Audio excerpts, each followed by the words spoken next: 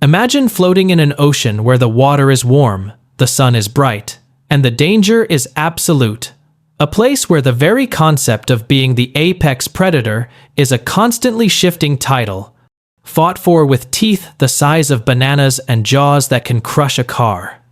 This is the western interior seaway of the late Cretaceous period, a vast, shallow inland sea that once split North America in two, stretching from the Arctic Ocean to the Gulf of Mexico, a body of water that makes modern shark-infested waters look like a petting zoo. And today, we are going to dive beneath the surface to witness the most terrifying marine ecosystem in the history of our planet. To understand this liquid nightmare, we must first erase the world as we know it, stripping away the Rocky Mountains, flooding the Great Plains, and turning Kansas, Nebraska, and the Dakotas into a subtropical seabed teeming with life. But not the kind of life you'd want to encounter on a casual swim. Because here, evolution has taken a dark turn, favoring size, speed, and a level of aggression that borders on the monstrous. Our journey begins 80 million years ago, in a world where the dinosaurs rule the land, but something far worse rules the waves. And the first thing you notice isn't the silence, but the noise, the constant, low-frequency thrum of a biological engine running hot, a cacophony of clicks, grunts, and splashes that signals a crowded, competitive environment where every shadow hides a set of jaws. We drift through the murky green waters, visibility limited by the sheer density of plankton and algae, the fuel for this explosive ecosystem, and suddenly, a massive shape cuts through the gloom, a creature that looks like a cross between a Komodo dragon and a killer whale, propelling itself with a powerful, sinuous tail.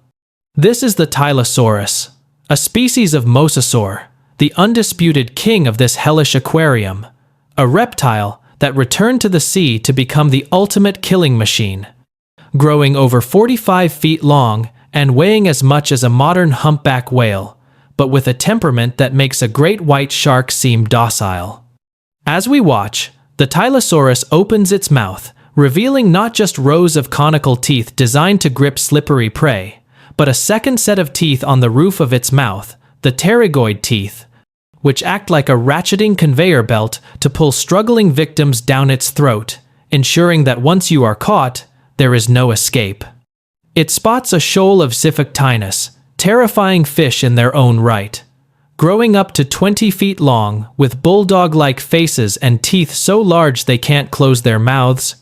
Fish that are known to swallow prey whole, sometimes choking to death on their own gluttony. But in the face of the mosasaur, these monster fish are nothing more than panicked bait. The water erupts in a frenzy of bubbles and blood as the Tylosaurus strikes, hitting the Xiphoctinus with the force of a freight train, snapping its spine instantly. A brutal reminder that in the Cretaceous Ocean, size is the only defense, and even that is rarely enough. But the Tylosaurus isn't the only nightmare patrolling these waters, for deep in the gloom, a long, snake-like neck extends, attached to a body shaped like a turtle without a shell, propelled by 4 massive flippers that fly through the water like wings. This is the Elasmosaurus, a plesiosaur that looks almost comical until you realize its neck is 23 feet long, more than half its total length, allowing it to strike at shoals of fish from a distance without ever moving its massive body, a stealth hunter that embodies the bizarre experimentation of evolution during this era. We follow the Elasmosaurus as it glides through a forest of giant crinoids, sea lilies that stretch up from the murky bottom, filtering nutrients from the current, creating a ghostly underwater garden where ancient ammonites, shelled cephalopods, with spiral shells the size of tractor tires, float like organic spaceships, their tentacles trailing behind them as they hunt for small crustaceans. These ammonites are everywhere, their shells providing a mobile home and a fortress. But even they aren't safe, for we soon encounter a creature that specializes in cracking them open, the Globidans, a specialized mosasaur with rounded, mushroom-shaped teeth designed specifically for crushing armor. a living hydraulic press that crunches through the thickest shells with sickening ease, filling the water with the sound of shattering calcium carbonate. The ecosystem here is a complex web of predator and prey, where every niche is filled by something deadly, from the surface waters where the Hesperornis, a flightless diving bird with teeth, chases schools of glittering baitfish, to the abyssal depths where giant squids grapple with primitive sharks like the Squalocorax, the crow shark, a scavenger and opportunistic hunter that leaves its serrated teeth embedded in the bones of almost every creature found in this seaway. It is a world of constant violence, a biological arms race that has spiraled out of control, resulting in creatures so specialized and so terrifying that they seem like fiction, yet their bones litter the chalk bluffs of Kansas, a stark testament to their existence.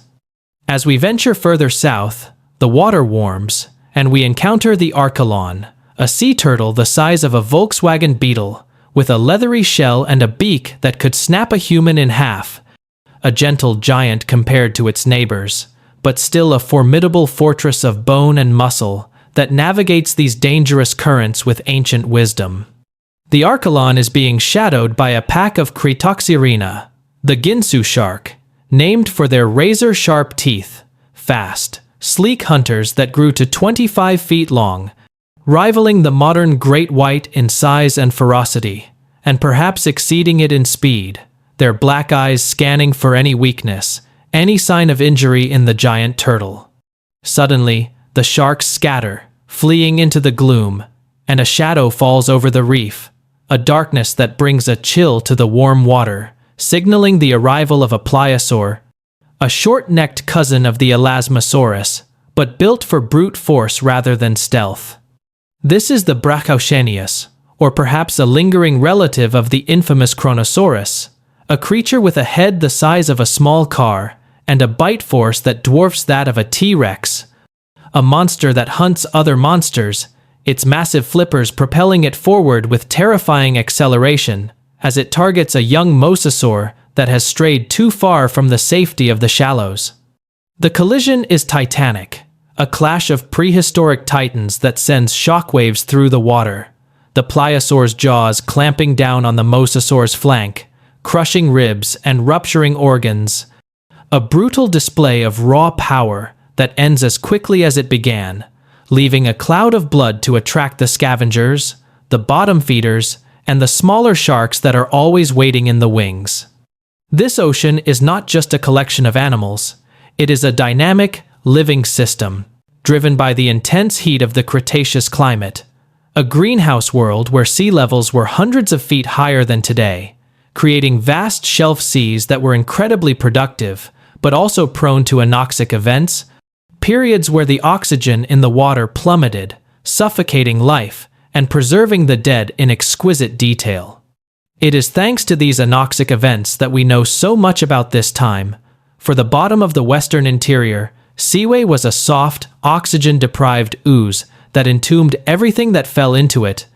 preserving not just bones, but scales, skin impressions, and even the contents of stomachs, giving us a window into the last meals of these leviathans. We know, for example, that the Giphokinus often died with a full stomach, unable to digest its massive prey before the prey's thrashing ruptured its organs,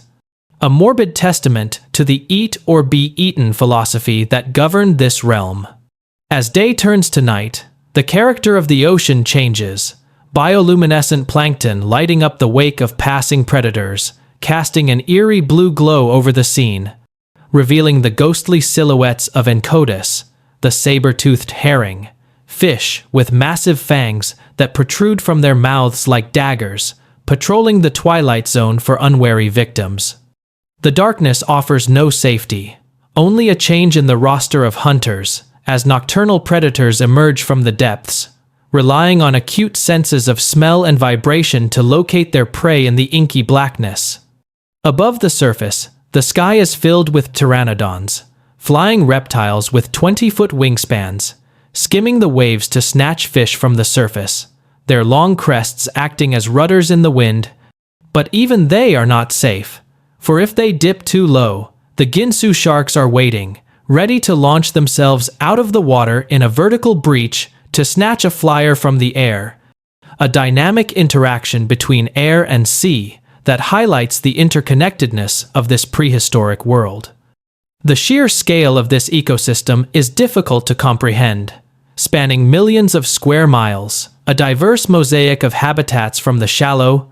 storm-battered coastlines of the western geologic uplands to the deeper, quieter waters of the Central Channel, each zone hosting its own specific community of monsters. In the shallows, near the deltas, where rivers from the Proto-Rocky Mountains dump sediment into the sea, we find the nurseries, the safe havens where baby mosasaurs and plesiosaurs hide in the murky water among the mangroves and submerged vegetation, avoiding the cannibalistic adults that patrol the open water. Here, the struggle for survival begins at birth, with only a tiny fraction of the offspring surviving to adulthood, a ruthless filtration process that ensures only the strongest, fastest, and most cunning genes are passed on to the next generation.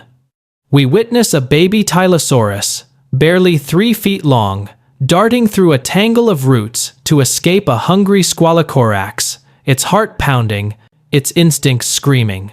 A tiny replica of the apex predator it might one day become, if it can just survive the next 5 minutes. This constant pressure creates an evolutionary hyperdrive, pushing species to extremes, resulting in the bizarre and terrifying forms we see in the fossil record, creatures that seem to defy the laws of biology, pushed to the very limits of what is physically possible. The Western Interior Seaway was a crucible of evolution, a pressure cooker that produced the most formidable marine reptiles the world has ever seen,